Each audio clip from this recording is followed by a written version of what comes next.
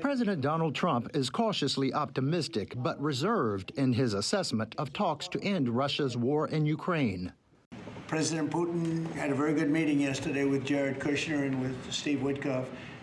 What comes out of that meeting, I can't tell you, because it does take two to tango. You know, Ukraine, I think we have something pretty well worked out with them. They're very satisfied, considering.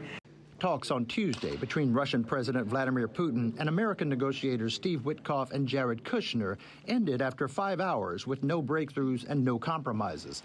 Discussions centered on a revised U.S. draft peace plan for Ukraine. The talks follow a flurry of meetings between U.S., Ukrainian, and Russian officials in recent weeks.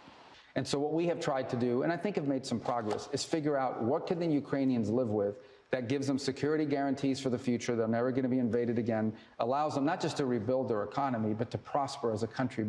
Ukraine says Russian strikes in Sloviansk on Wednesday killed at least 8 people, including 2 children. Ukrainian President Volodymyr Zelensky, who is uncertain of the talks, is planning for meetings in the U.S. soon. We are preparing meetings in the United States of America.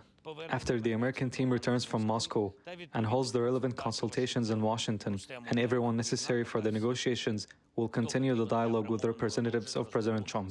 We expect news in the coming days regarding such meetings, contacts, negotiations, whether in person or by phone.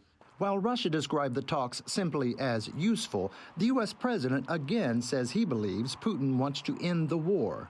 He would like to end the war. That was their impression. Now, whether or not,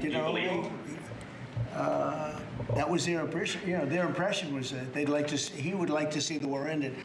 For now, the war grinds on, and as the U.S. weighs its next move, Ukraine braces for more attacks. Greg Boswell, TRT World, Washington.